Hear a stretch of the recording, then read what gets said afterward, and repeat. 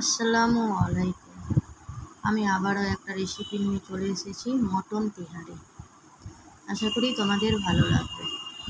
আমার চ্যানেলকে যারা সাবস্ক্রাইব করেছো তাদের অসংখ্য ধন্যবাদ, আর যারা করোনি তারা করে নিও, আর পাশে থাকা বেল আইকনকে প্রেস করে দিও।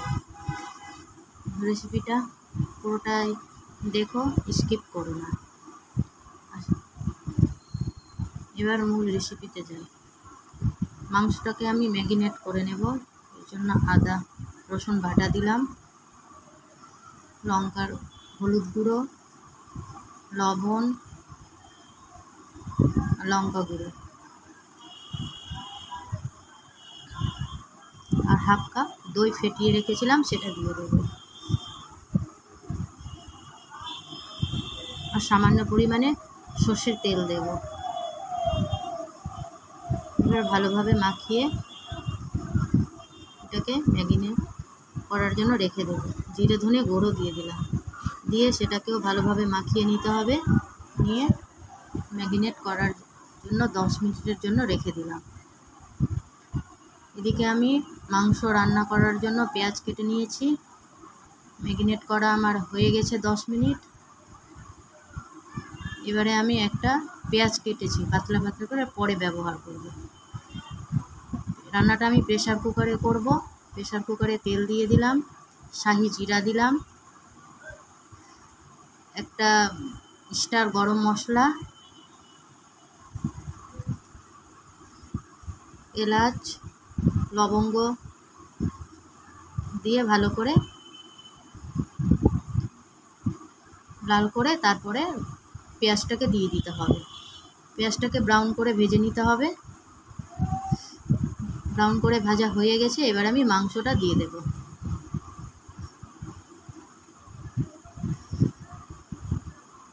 এবার ভালো করে মিশিয়ে নিতে হবে, মাংসটাকে কষাতে হবে ভালো করে। এবারে আমি গোলমরিচ গুঁড়ো দিয়ে দেব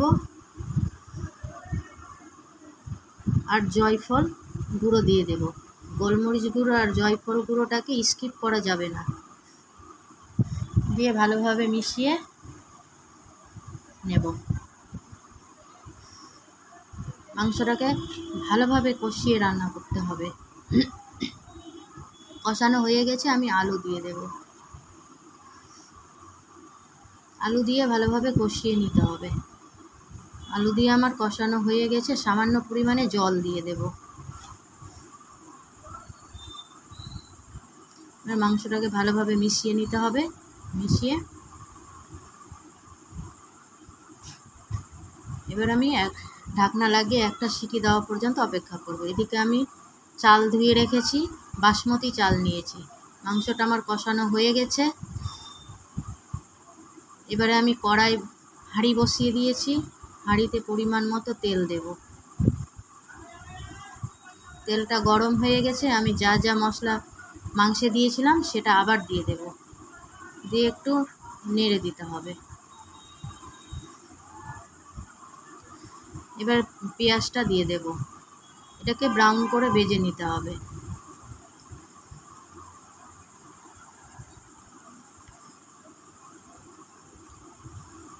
এবারে আমি ঘি দিয়ে দেব।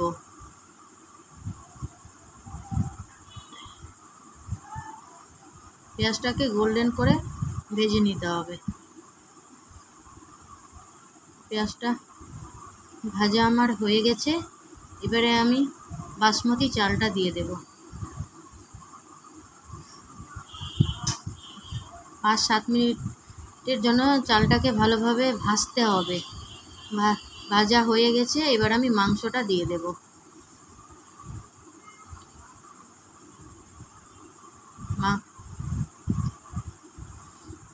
এবারে আমি জল দিয়ে দেব। আমার 4 গ্লাস চাল ছিল, 1 গ্লাস বেশি জল দিতে হবে। 4 গ্লাস ছিল, 5 গ্লাস জল দিলাম। 4 গ্লাস চালে 5 গ্লাস জল দিতে হবে। এবারে আমি দুধ দিয়ে দিলাম। দুধটা অবশ্যই দিতে হবে, স্কিপ করলে চলবে না।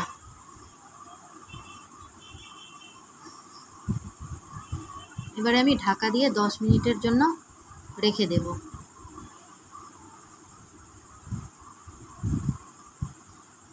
10 মিনিট হয়ে গেছে, ঢাকাটা আমি খুলে নেব। এই মুহূর্তে তোমরা লবণ হয়েছে কিনা সেটা দেখে নেবে। যদি না হয়ে থাকে তাহলে দিয়ে দেবে।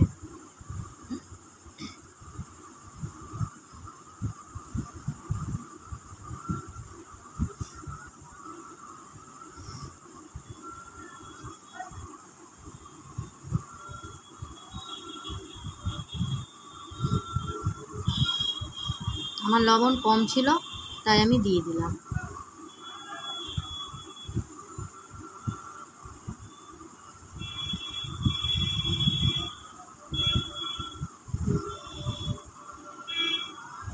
ভালোভাবে মিশিয়ে নিতে হবে।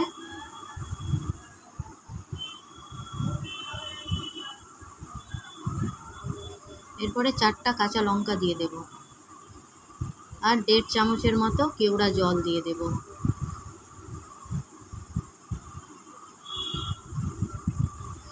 দিয়ে আবারও 10 মিনিটের জন্য ঢাকা দিয়ে রেখে দেব।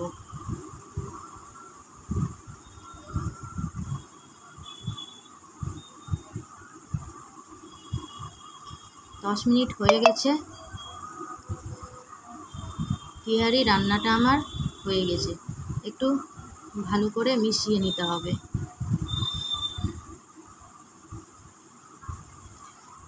রেসিপিটা তোমাদের ভালো লাগলে লাইক কমেন্ট শেয়ার করো। এবার আমি সার্ভ করে নেব।